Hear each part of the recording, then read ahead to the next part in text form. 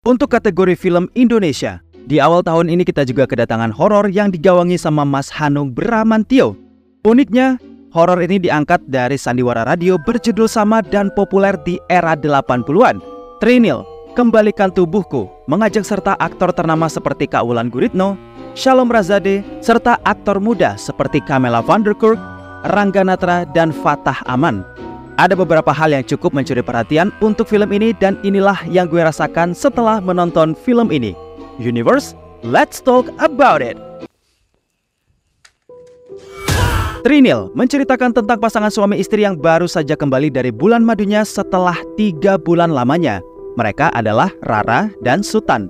Rara sang anak pewaris perkebunan teh milik saudagar kaya raya asal Belanda, namun menetap di Indonesia. Sementara Sutan adalah lelaki beruntung yang menikahi anak pewaris perkebunan tersebut. Di saat kepulangan mereka, Sutan mengalami hal-hal janggal yang selalu menakutinya setiap malam secara teratur. Istrinya malah sebaliknya.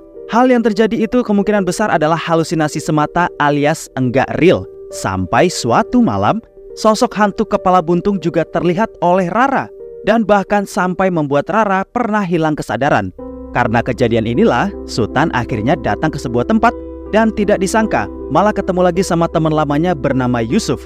Yusuf ini ternyata seorang psikolog yang tertarik dengan semua hal berbau mistis dan mempelajari hal-hal di sekitarnya. Nah, disinilah konflik akan bermulai dan satu demi satu misteri tentang perkebunan teh milik ayahnya Rara mulai terkuak. Siapakah sosok Trinil yang dimaksud? Dan kenapa perkebunan teh serta wilayahnya jadi mencekam akibat sosok hantu wanita seperti Kuyang? Jawabannya sudah bisa kamu temukan di bioskop sekarang juga ya guys. Benny Hek, aku bilang usir, kenapa kau undang kemari? Trinil merupakan film horor ketiga yang pernah digarap oleh Mas Hanung Bramantyo. 2 film sebelumnya berjudul Lentera Merah yang rilis di tahun 2006 dengan mengajak serta Laudia Cynthia Bella, Dimas Beck, sampai Teguh Wisnu. Kemudian setahun berikutnya, Mas Hanung merilis Legenda Sundel Bolong pada tahun 2007 dan dibintangi oleh Om Tio Pakusadewo dan Baim Wong.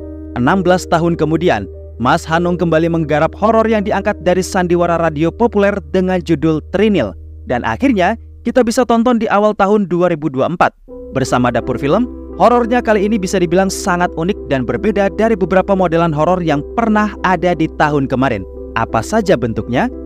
Pertama, gue mau bilang kalau di sini ada dari kalian yang suka dengan horor klasik era 80-an di mana semua hal berbau urban legend serta fenomena mistis yang hawanya terasa menyeramkan kala itu bisa dirasakan lagi. Nah, Trinil Balekno Gembungku bisa jadi pemuas dahaga kalian guys. Ya, meskipun dari kalian ada yang lahir di era 90-an atau 2000-an awal, bukan berarti kalian gak boleh ngulik judul film horor jadul di era tersebut ya. Pokoknya, hal mendasar yang jadi pertimbangannya adalah di produksinya. Berlatar di tahun yang sama dengan vibes yang vintage, produksi dari Dapur Film memang gak pernah mengecewakan untuk urusan ini. Terlihat gimana dulu Mas Hanung menggarap Rudy Habibie, Bumi Manusia, Kartini, dan beberapa judul serupa yang sama-sama punya nuansa jadul dan vintage. Semua detailing dan make up para pelakonnya pun memang terlihat sangat bagus dan apik. Lalu gak sampai di situ aja. Untuk urusan tata sinema dan sinematografnya, of course, bagus banget. Dari sisi teknis kayak gini memang gak usah diragukan lagi gimana piawainya Mas Hanung dalam mengolah hal tersebut. Once again, vintage and very good. Para pemainnya juga sangat apik memainkan perannya masing-masing.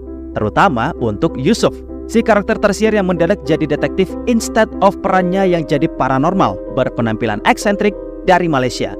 Entah gimana rasanya peran Yusuf ini mengingatkan gue sama karakter Prasetyo dalam film Susuk garapan Kak Ginanti Rona kemarin.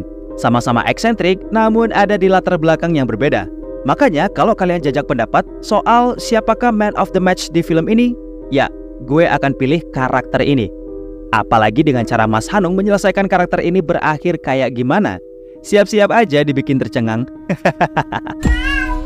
Tapi jajaran pemain lainnya juga bermain dengan bagus dan memang agak sedikit kesal aja sama Rangga Natra sebagai Sutan. Well, it means dia berhasil dari segi lakon. Semoga kalian juga bakal ketularan sebel sama Sutan ketika nonton filmnya nanti, oke?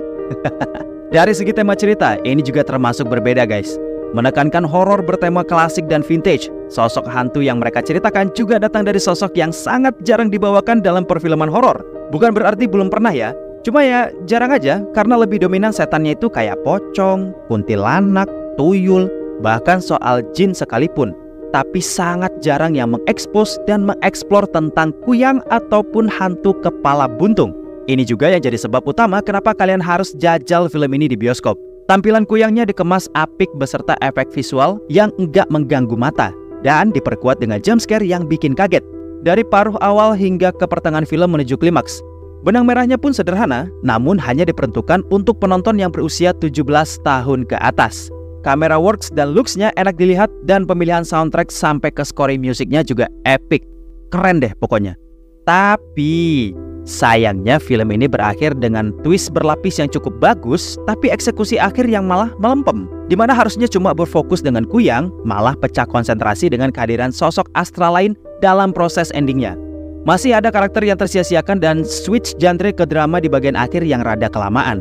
Menurut gue, kalau emang filmnya ditutup dengan adegan itu, harusnya sih bisa langsung to the point aja gitu. Nggak perlu memasukkan unsur drama yang kelamaan. Meski akhirnya durasi film jadi sedikit lebih pendek, tapi paling nggak unsur horornya masih tetap dominan walaupun ada unsur sedikit drama dalam pengemasannya. Overall, gue akhirnya bisa sampein ke kalian, kalau kalian penyuka horor klasik dengan segala macam detailing dan vibes-nya, jangan sia-siakan film ini ya, Universe. Karena elemennya yang dikemas oleh dapur film, yang mana hasilnya nggak pernah mengecewakan, serta pemilihan eksplorasinya yang tergolong jarang kalian temui bagi penikmat horor, gue rasa itu udah lebih dari cukup untuk gue simpulkan kenapa kalian jangan lewatin film ini. Tapi, untuk kalian yang kritis banget soal film dengan jalan cerita yang rada berat, unsur horor yang kental, berikut dengan eksplorasi hasil mitologinya yang dalam, kalian bisa aja kecewa sama hasilnya. Tapi sebelum itu, silahkan buktikan sendiri hasilnya karena lewat nonton lah kalian bisa simpulkan sendiri soal film ini versi kalian. Bagi yang udah nonton, silahkan tulis di kolom komentar dan bagi pengalaman kamu tentang film ini sekarang juga ya Universe. Akhir kata terima kasih yang udah nonton video pembahasan kali ini. Terima kasih yang udah bergabung di membership community dan memberikan super thanks-nya untuk video ini. My name is Putra and Bang Eka has to sign out and until next time.